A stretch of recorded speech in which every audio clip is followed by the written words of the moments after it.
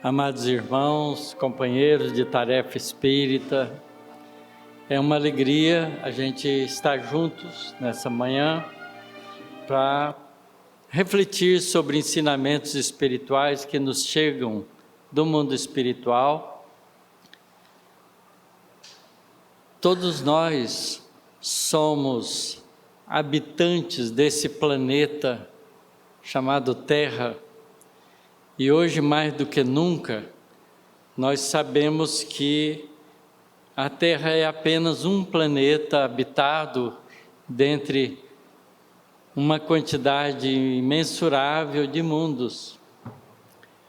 Estava vendo outro dia que a gente já completou 6.000 planetas descobertos em outros sistemas solares, estelares. 6.000 que a gente descobriu. Então a nossa casa não é única e nós, como humanidade do planeta Terra, estamos vivenciando experiências de muita importância em nossa vida. E é por isso mesmo que a gente precisa se descobrir de verdade como espírito imortal que somos. Até então, a gente tem sido homens e mulheres. Ao longo da nossa trajetória, quando a gente lê a história do nosso planeta, a história dos países, dos povos, a gente acha que era a história dos outros. Quando a gente lê sobre o Império Romano, a gente fala, nossa, aquele povo, né? Como se fosse outra gente. Quando a gente lembra das civilizações ainda na fase quase primitiva do nosso mundo, 10.000 anos atrás, 12.000 anos atrás, onde a gente vivia em forma de grupo, a gente pensa, nossa, aquela civilização, aqueles espíritos, aquelas pessoas viviam nômades por aí, como se fossem outros.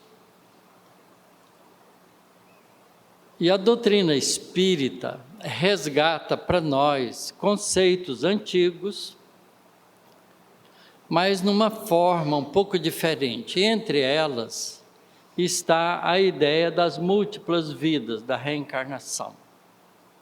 Da encarnação e da reencarnação, que são duas coisas diferentes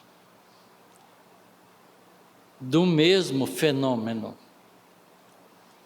A encarnação é o fenômeno de um ser espiritual utilizar uma corporificação material para ter uma experiência. A reencarnação é a volta disso, é a reincidência múltipla dessas experiências. Então, quando Kardec começou a questionar o mundo espiritual através dos recursos da mediunidade, ele pôde alinhar para nós, num processo codificador, de uma quantidade muito grande de informações do mundo espiritual. Informações que ele teve o cuidado de buscar na coerência das informações que chegavam. Porque isso é uma coisa muito importante. Quem não conhece a cidade de Campinas, ao chegar na cidade, conversar com um habitante qualquer, ele vai poder coletar algumas informações de Campinas, que é a visão daquele indivíduo. Se ele conversar com outra pessoa, ele vai ter outras informações. Mas algumas dessas informações vão ser a mesma. Se ele conversar com 50, 100 pessoas diferentes, em particular com cada uma, ele vai poder juntar o que é comum dessas informações e fazer uma ideia de coisas que são existentes como comportamentos nessa cidade. E quanto mais gente ele conversar, mais ele vai tendo uma visão geral, não é? Então Kardec fez isso com os espíritos. Ele conversou com milhares de espíritos, além de ter aproveitado a conversação de outras pessoas sérias com outros milhares de espíritos. Então ele pôde juntar todas essas informações, analisar a coerência delas e tirar dessas informações o lugar comum da realidade espiritual.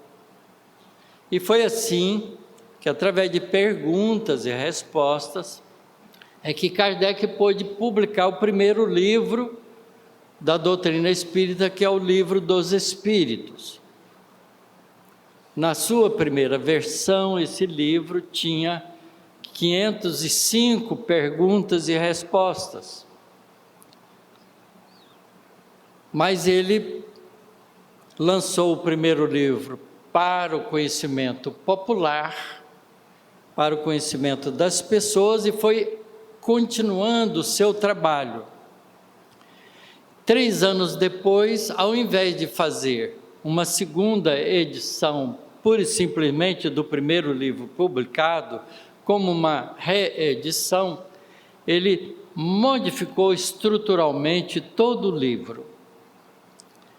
E esse livro pôde, então, ter mais solidamente, mais organizadamente, porque Kardec era uma mente organizadora, profundamente didática,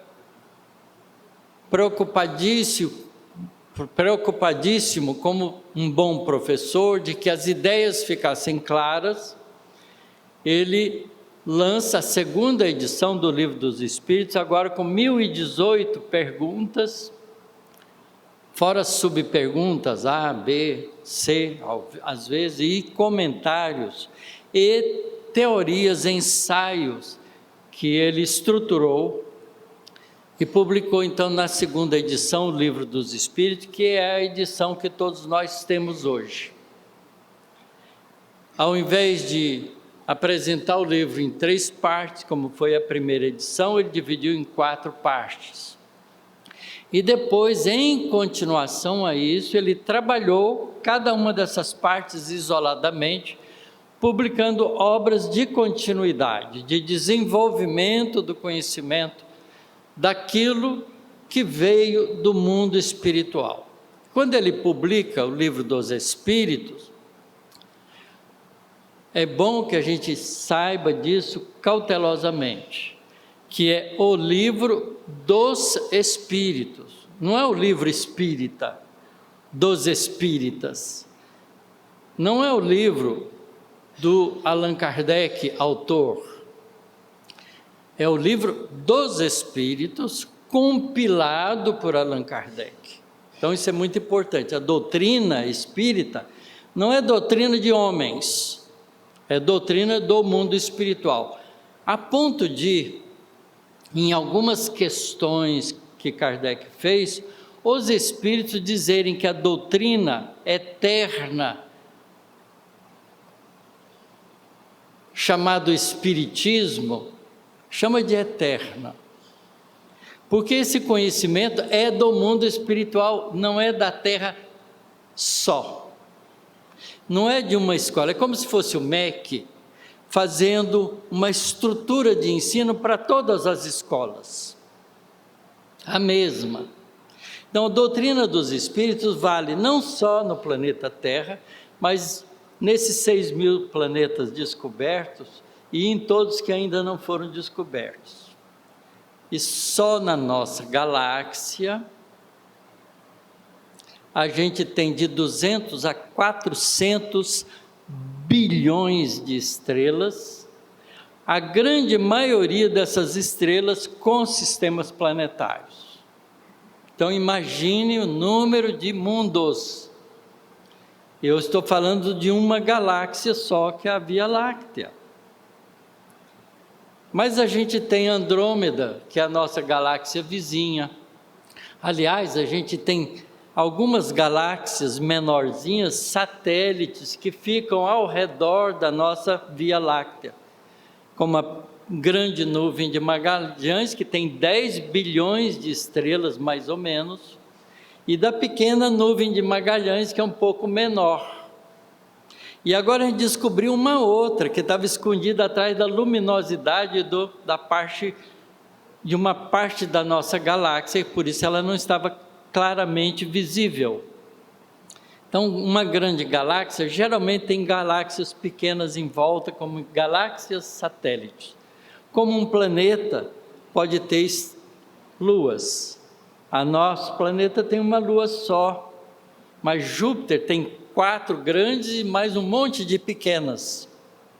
Saturno tem mais de 40 luas. Então imagine, tem galáxia que tem um monte de galáxias menores, como galáxias satélites. E os cientistas hoje estimam, usando recursos da ciência, que a gente deve ter da ordem de 2 bilhões de galáxias. Haja mundo. E a doutrina dos espíritos é a mesma. Isso é fantástico. É desse ponto de vista que a palavra eterno usada pelo Espírito na resposta é que a gente compreende o significado do conhecimento da realidade espiritual, porque o Espírito não é habitante de um planeta, ele está habitante de um planeta. Do mesmo jeito que nós somos brasileiros e podemos viver em qualquer cidade do Brasil, sem nenhuma dificuldade. Mas mais do que isso, a gente pode até viver em qualquer cidade do mundo, do nosso planeta, desde que a gente consiga o passe adequado para isso, que é a cidadania em outros países. Então, o Espírito é cidadão cósmico.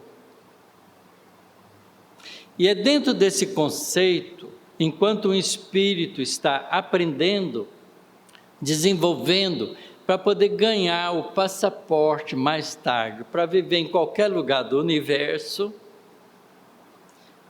ele aprende numa escola, e a Terra é uma escola. Cada planeta abriga espíritos em evolução, porque o espírito, quando é puro, quando já atingiu a perfeição, ele não precisa, a rigor de planeta, para continuar vivo, fazendo as atividades que um espírito angelical faz, que é servir a Deus na construção do universo, porque o universo não foi feito por Deus, está sendo feito ainda, porque Deus não para de trabalhar nunca. Deus não criou o universo, Deus cria, continua criando. Então, há lugar para todos nós co-participarmos da criação divina, desde que a gente compreenda a grandeza da imortalidade. E é dentro desse conceito que entra o processo, o mecanismo de aprendizado numa escola, que envolve o que a gente chama de múltiplas vidas. Então vejam como Kardec propõe essa questão no Livro dos Espíritos. A gente abre no capítulo 2 da segunda parte do Livro dos Espíritos, que tem 4 partes, intitulado Da Encarnação dos Espíritos, e pergunta: qual é o objetivo da encarnação dos espíritos? Vejam, a pergunta não é da reencarnação. A gente tem que prestar atenção na linguagem para poder ter compreensão clara da resposta. Ele não está perguntando sobre a reencarnação, ele vai fazer isso num capítulo na frente. Ele começa no capítulo 2 perguntando qual o objetivo da encarnação dos espíritos.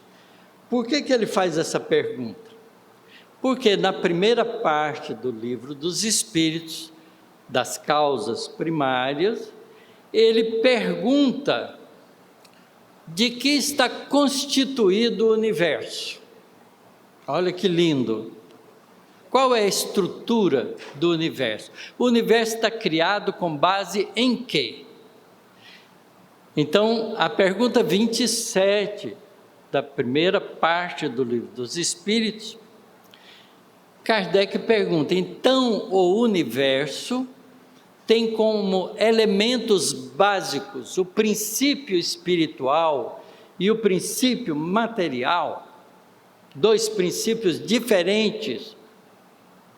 Eles não são iguais, são diferentes. E os Espíritos respondem: e Deus? Então, a estrutura do universo está feita com base em 3 elementos: Deus Criador, inteligência suprema do universo, que cria princípio espiritual e princípio material. O princípio espiritual é onde a sede da inteligência está colocada e vai desenvolver. O princípio espiritual, uma vez criado, é indestrutível, é para sempre, é imortal. E o princípio material é o recurso que Deus cria para que o princípio espiritual utilize como instrumento de ação, e para agir precisa vestir essa roupagem material para executar as experiências que vão enriquecer esse princípio inteligente, espiritual, que vai progredir de uma posição simplíssima até a complexidade de um cidadão cósmico, espírito puro, angelical. Então, nesse processo de sair do sistema inicial e chegar a uma finalidade, porque não é um fim, é uma finalidade, ele vai precisar de mecanismos de crescimento, de acúmulo de experiências, de capacidade de realização de ação.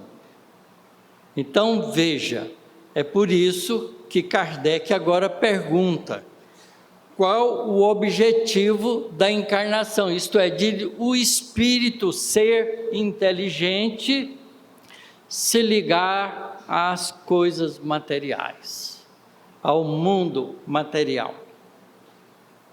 E a resposta não podia ser outra.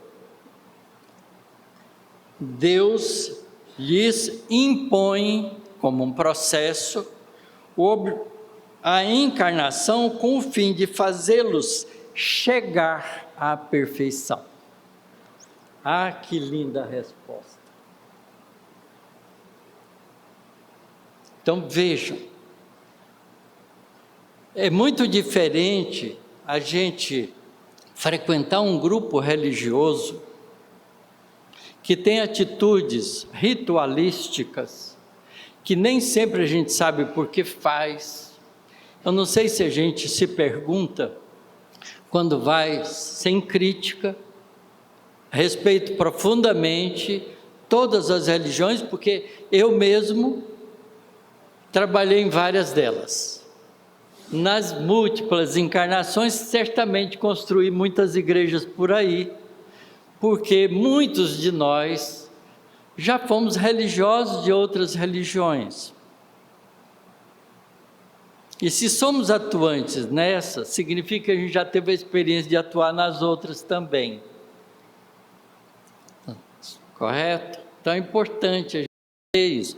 Mas por que no ritual da missa as pessoas têm que levantar, ajoelhar, sentar, repetir frases sob o comando do sacerdote que está ali dirigindo o seu trabalho religioso com toda a boa vontade dele, mas as pessoas não perguntam por que a gente está fazendo isso. Essa é uma das diferenças marcantes do conhecimento da realidade espiritual, porque a gente tem que perguntar por quê e ter uma resposta que satisfaz aquilo que Deus nos deu, que é a capacidade de raciocinar, de pensar. Porque o princípio inteligente, porque tem inteligência, aprende a pensar. Quando a gente entra na fase humana, a gente é pensador contínuo. Desafio qualquer um de vocês de parar de pensar por um segundo. A gente pensa continuamente. A gente pode pensar numa coisa só, mas parar de pensar a gente não consegue. Então, é importante a gente entender o significado das coisas, para que não a gente tenha atos religiosos que a gente não compreende, mas para a gente utilizar em benefício próprio para o processo de atingir a perfeição, como a resposta nos induz a compreender. Então, é importante que a gente pense nisso com cuidado. Deus lhes impõe a encarnação com o fim de fazê-los chegar à perfeição. Então, é o caminho evolutivo. Encarnar é uma necessidade evolutiva. Portanto, ninguém pode evoluir sem encarnar. Parece chocante? Não é chocante. Porque Deus, inteligência suprema do universo, não iria criar um caminho evolutivo para o ser espiritual que Ele criou, que não fosse eficiente.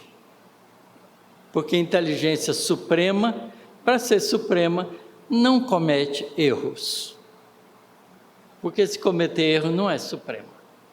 Correto? Então veja, nós estamos usando a nossa capacidade de pensar para compreender essas coisas que a doutrina espírita nos traz.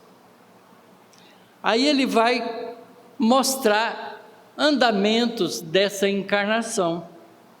Para uns é expiação, para outros missão, mas para alcançarem essa perfeição tem que sofrer todas as vicissitudes da existência corporal.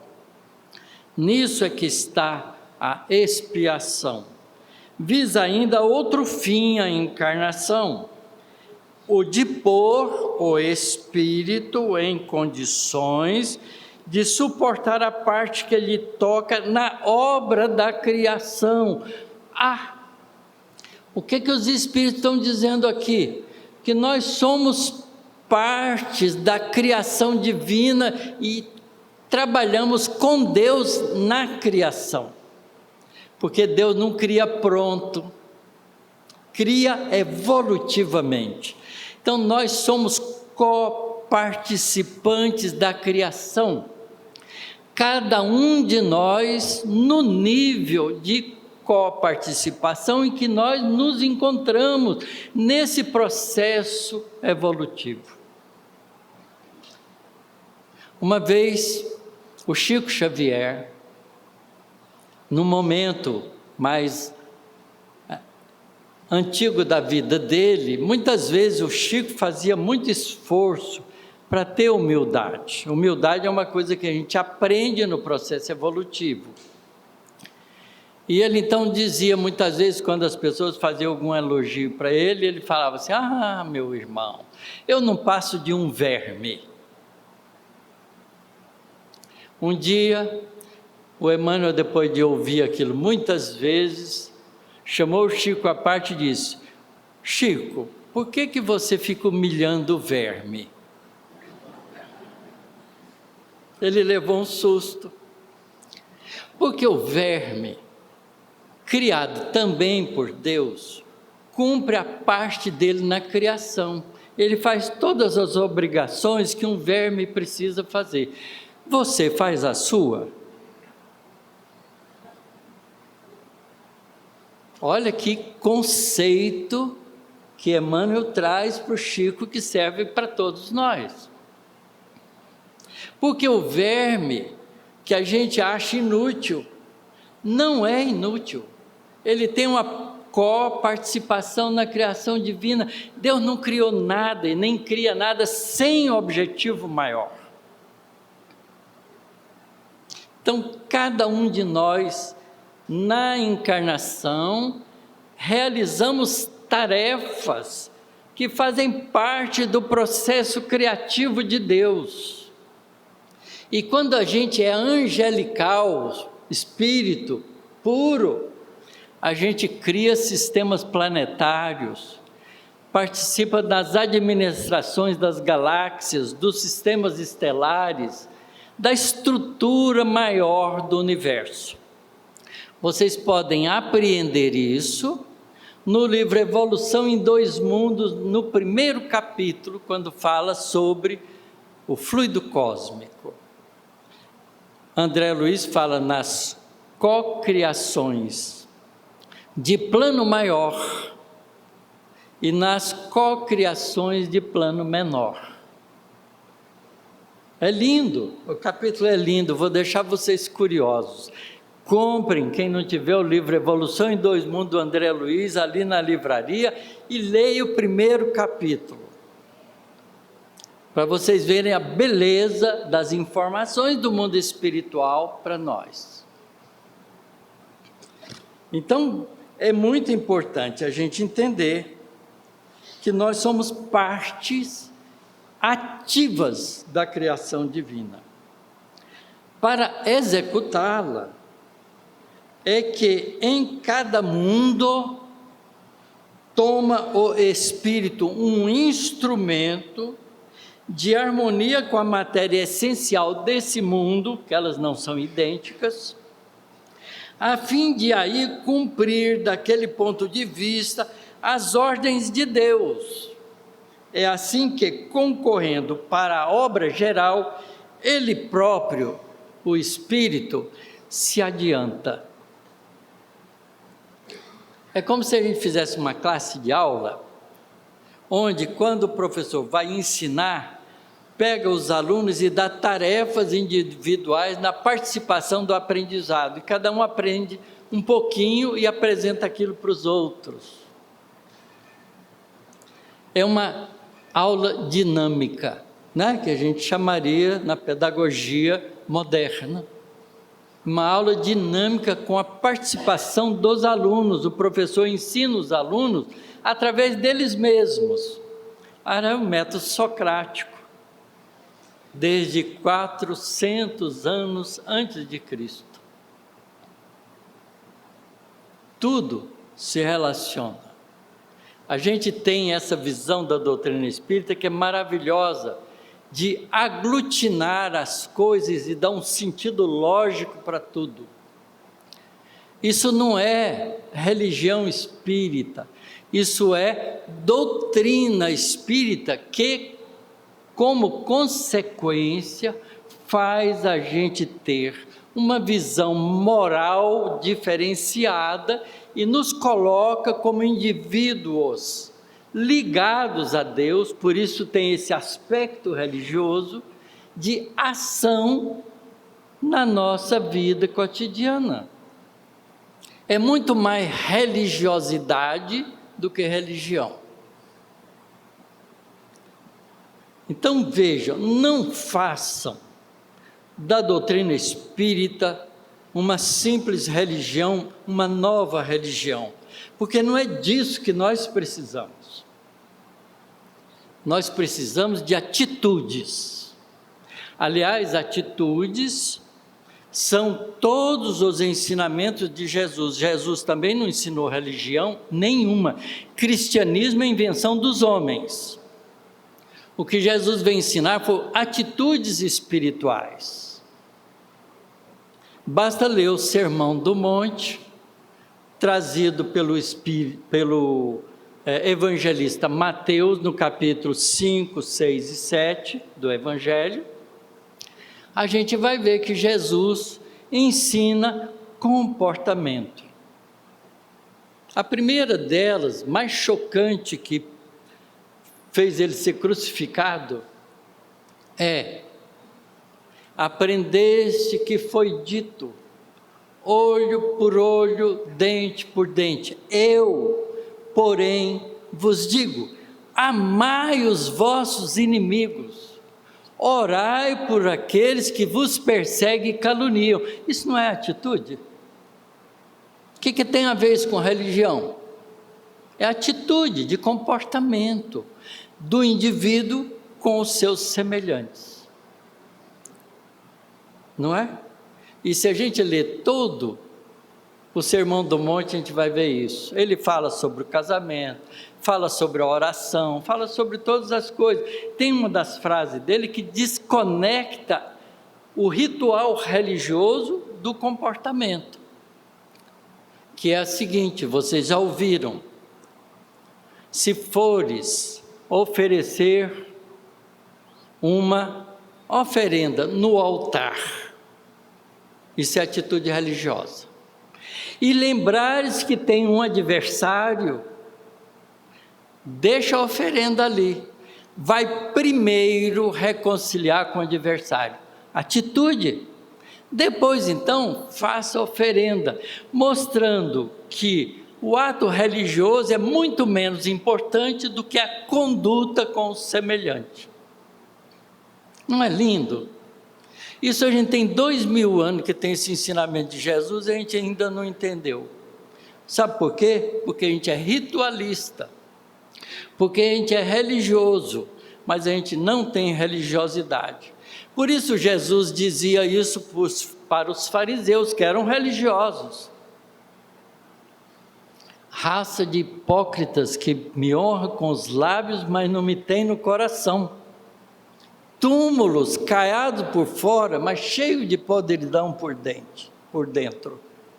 É muitas vezes assim que a gente age. Então a encarnação tem um papel evolutivo. Muito bem. Aí a gente pula e vai lá para o capítulo 4. Pluralidade das existências. Agora ele vai falar de reencarnação.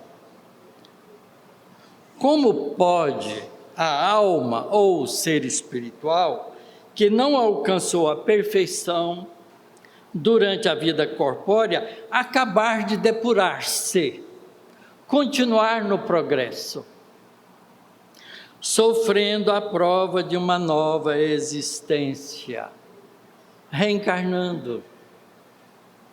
Isto é, voltando à experiência de contato com a vida material, porque a encarnação é o espírito se corporificando, utilizando um corpo, uma máquina evolutiva chamada corpo humano.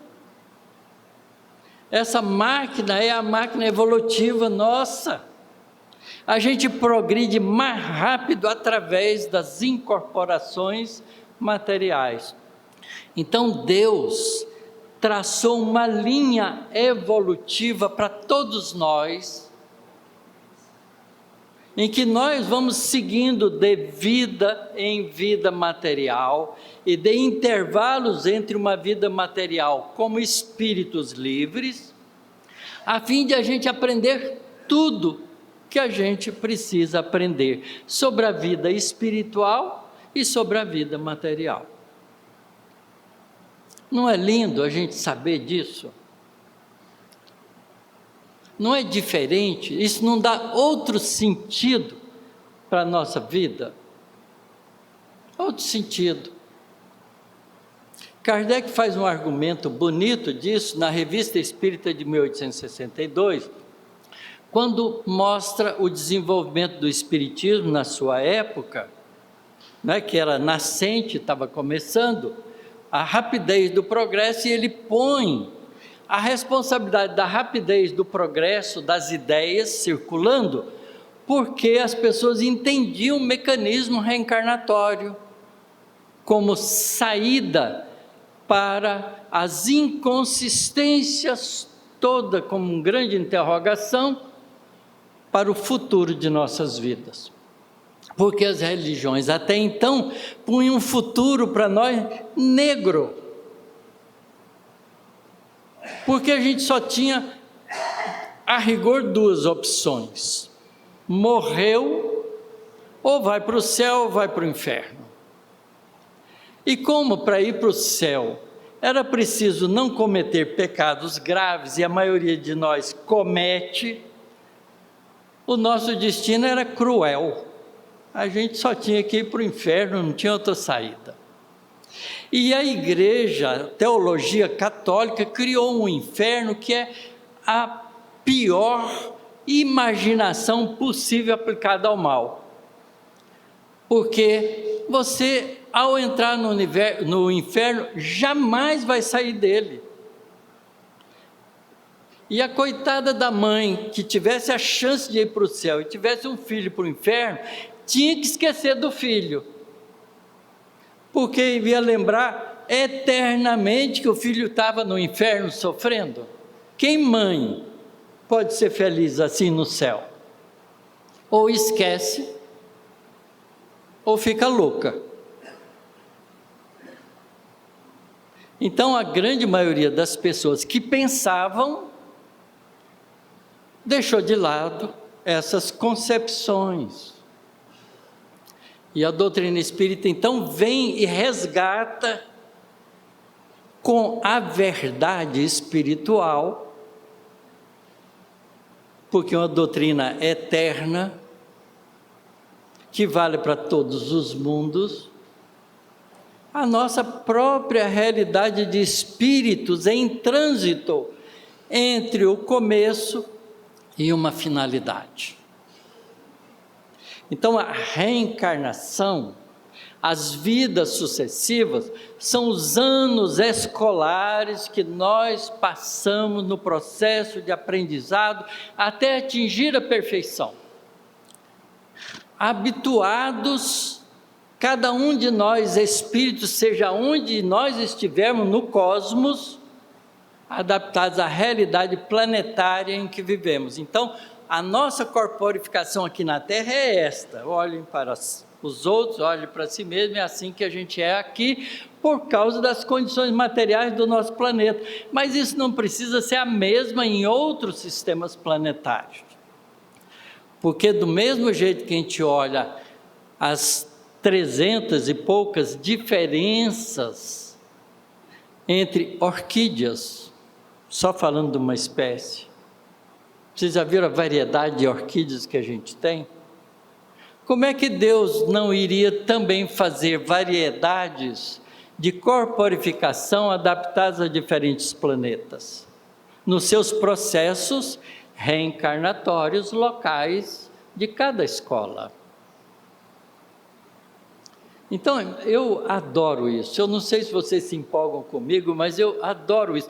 Eu sou um cidadão cósmico. Um dia eu vou poder visitar outro planeta sem precisar de nave espacial, porque o espírito vai aonde quer, quando pode. E ver outras corporificações, ver outros exemplos evolutivos de humanidades, caminhos semelhantes, paralelos, mas que levam ao mesmo fim.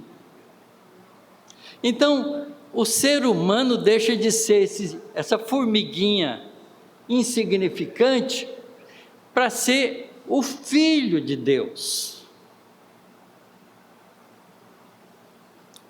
Tem alguns automóveis, alguns carros, né, que põem esse chavão atrás. Eu não sou o dono do mundo, mas eu sou filho do dono. Ela parece uma besteira, mas está dizendo uma verdade. Nós não somos dono de nada. senão da nossa própria vontade. Nós somos donos da nossa vontade. Mas nós somos filhos, todos nós, do dono. E o dono é o Criador que continua criando esse universo fantástico. E a nossa liberdade de ir e vir aumenta com o nosso progresso individual. Portanto, cada um de nós se torna o absoluto responsável pela sua própria evolução. Mas a gente só descobre isso quando a gente se identifica, não mais como homem e mulher, mas como espírito imortal. Não é bonito isso? É empolgante. O meu futuro está garantido. A qualidade do meu futuro depende do que eu faço. Todos nós aqui, quando entramos na idade adulta, tratamos logo de ter um trabalho para a gente se autossustentar-se, sustentar a família, criar um grupo e viver em grupo juntos. Mas todos nós aspiramos, ao chegar a uma certa idade, a aposentar, para ter um futuro aposentado relativamente tranquilo, com um pouco mais de liberdade, porque o trabalho cria uma disciplina, nada simples, porque de segunda a sexta, pelo menos, a gente tem que levantar de manhãzinha, se preparar para o trabalho do cotidiano, a realizá-lo todos os dias. Mas a gente quer uma aposentadoria, a gente quer um futuro melhor, mais agradável. Ora, se a gente faz isso com uma vida de 50, 60 anos, por que a gente não fazer isso como espírito imortal? E a nossa felicidade futura depende, portanto, do nosso trabalho conosco mesmo. Do mesmo jeito que a aposentadoria depende disso. Só que numa extensão grandiosa e não inativa, porque a gente já aprendeu isso também. Aposentar e ficar inativo, morre logo. Mas se a gente continuar trabalhando, a gente vai longe, porque o trabalho alimenta a vida. Eu tenho 81 anos e meio. Aposentei em 2001, em setembro de 2001. Por curiosidade da vida, a publicação da minha orientação saiu no dia 7 de setembro, dia da nossa liberdade. Mas eu não parei de trabalhar jamais. Continuo trabalhando aonde trabalhava, ainda sem receber nenhum adicional, por amor ao trabalho, porque trabalhando eu exercito o meu cérebro, eu exercito meus músculos, exercito o meu corpo, eu me alimento melhor e mantenho a chama da alegria da vida dentro de mim mesmo. Uma das coisas difíceis da velhice é você não poder trabalhar. Todos que são assim perto da minha idade sabem disso. Não poder fazer as coisas, ficar dependente, é algo que dói dentro da gente, mas nos ensina a humildade. É por isso que ela existe. Deus, tão inteligência suprema, cria o mecanismo da vida material com começo, meio e finalidade também, apesar da vida corporal ter fim. E a fase da velhice é a fase do amadurecimento da experiência corporal. A gente fica reflexivo, a gente começa a lembrar das coisas passadas e escolher quais foram as boas e quais foram as não boas. a gente começa a reconstruir a nossa interioridade. É muito importante a gente pensar, porque se a gente não pensar, a gente não conclui essas coisas. Então, a gente já teve inúmeras encarnações. O número de encarnações, nós é que definimos, pelas nossas ações. Porque Deus criou uma linha de tempo evolutiva para todos nós, e todas as vezes que a gente sai dessa linha de tempo, a gente se enrosca. Vocês já viram 2 ensinamentos de Jesus, falando, um da porta estreita e outro da porta larga. A porta estreita é a linha de tempo evolutiva que Deus construiu para nós. Se a gente aproveitar direitinho cada encarnação, a gente não entra em atalhos. Os atalhos são as portas largas que atrasam a nossa evolução. Olha que coisa elegante também. Jesus nos ensinou essa doutrina universal, que é a doutrina dos espíritos, porque Jesus é um espírito angelical. Ele nasceu entre nós, porque já conhecia o caminho, para nos ensinar. Por isso que ele disse, eu sou o caminho, a verdade e a vida. E ninguém chegará ao Pai senão por mim. Isto é, fazendo a mesma, semelhante trajetória que eu fiz. Porque essa é a linha do tempo evolutivo que Deus construiu para todos nós. Através das múltiplas vidas e do aproveitamento dessas vidas. O aluno que segue as disciplinas colocadas da escola e aproveita a experiência que os professores trazem a ele, vai sem complicação.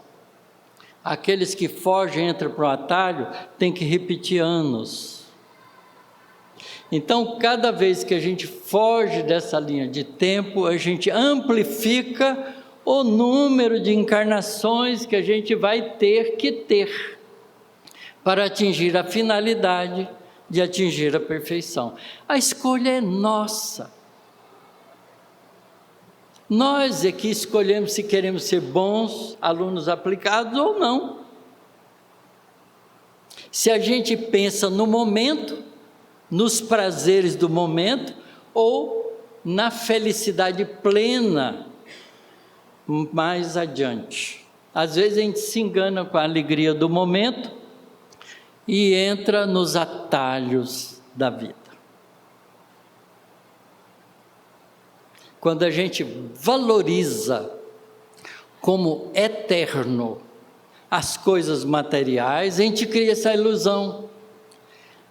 Vou trabalhar nessa minha vida para ganhar muito dinheiro, comprar o melhor carro, a melhor casa, viajar pelo mundo, ter prazer aqui, tomar os melhores vinhos, comer a melhor comida. Entrou num atalho danado. Porque a finalidade da vida não é essa. A finalidade é você aproveitar a vida corpórea para aprender o máximo de coisas que enriqueça o ser espiritual que você é, não os prazeres momentâneos da vida material que você está, não é. Há uma diferença grande nisso. Mas se a gente perguntar às crianças, porque a gente educa as crianças da gente mal.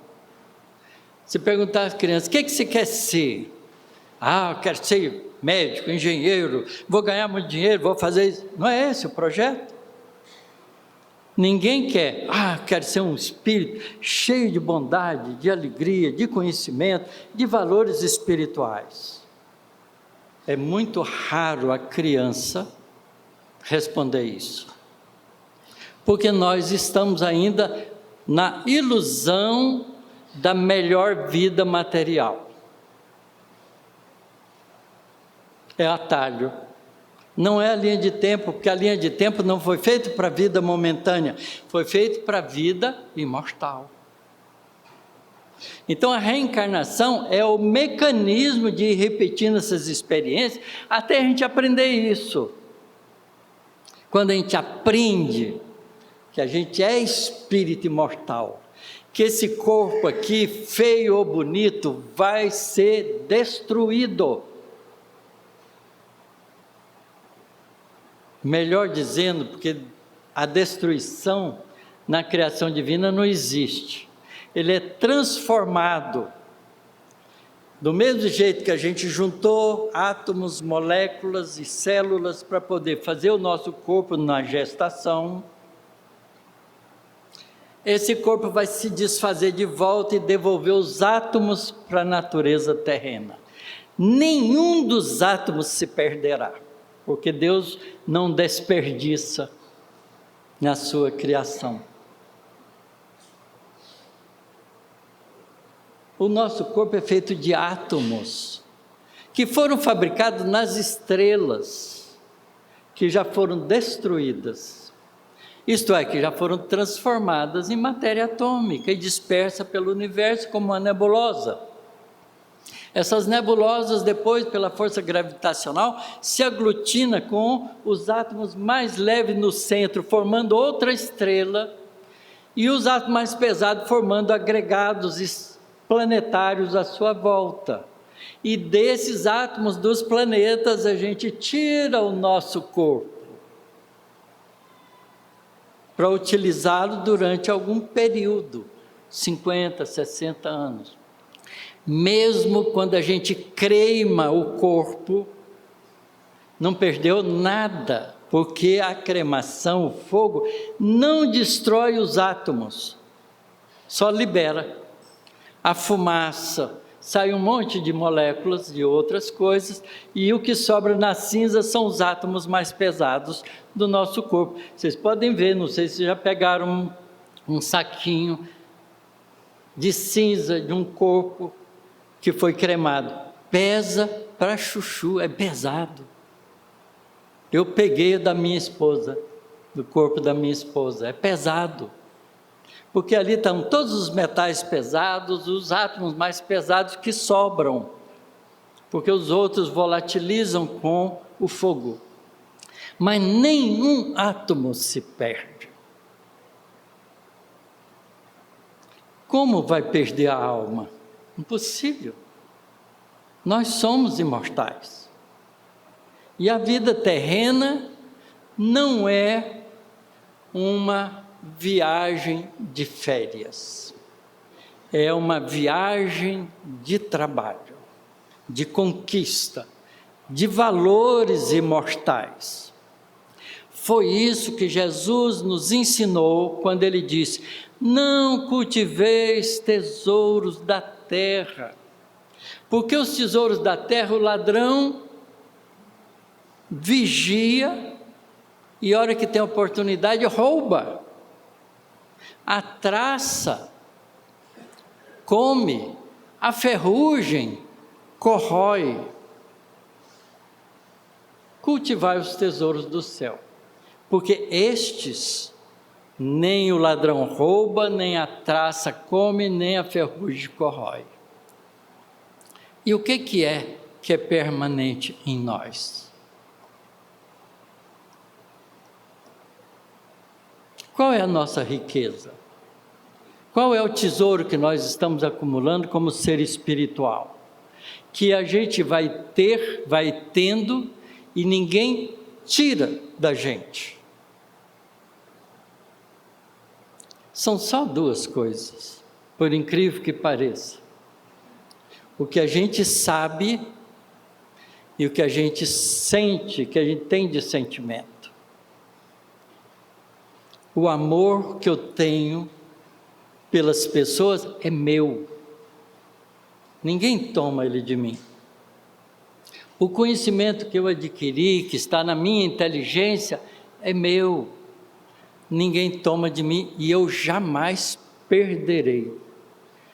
Porque o espírito, nessa linha de tempo, só anda para frente, não volta. Quando muito ele para ou anda muito devagar, mas sempre anda para frente. Tudo isso são conhecimentos espirituais que a gente adquire na doutrina espírita. O livro dos Espíritos deveria ser o nosso livro de cabeceira. Cada dia a gente devia dormir meditando numa das perguntas e nas respostas que os Espíritos trazem para a gente. A gente devia ser aluno aplicado da espiritualidade, para aproveitar melhor as nossas experiências e diminuir o número de encarnações, para que a gente possa, quanto antes, ter a plenitude espiritual, a felicidade permanente e o conhecimento de tudo que a gente pode ter. Há uma pergunta no Livro dos Espíritos, que Kardec pergunta quais são as condições para que um espírito seja perfeito. A resposta é simples: ele tem que saber tudo. Não adianta ter preguiça de aprender. Saber tudo, tudo é tudo. A gente tem que saber tudo da ciência, tudo da arte, tudo das relações, tudo de tudo.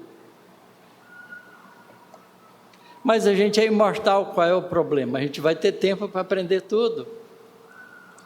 Mas ele não pode, se não quiser entrar por atalhos, ficar dando volta e abusando da nossa classe como um mau aluno, como um aluno que não quer juntar os tesouros do céu, como recomenda Jesus.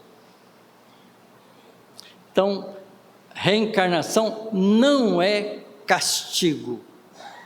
Quem pensa que reencarnação é um castigo de Deus, está absolutamente enganado. A gente, quando tem que repetir um ano, não é castigo.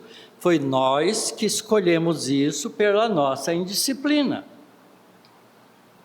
Então, voltar à vida para repetir ações que a gente fez mal e agora fazer bem, não é castigo, é perdão de Deus, é nova oportunidade de se recompor.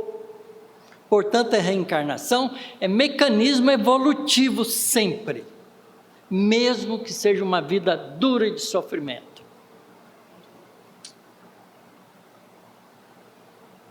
Certo? Vamos pensar nisso? Juntos, e vamos caminhar junto, porque sozinho é mais difícil.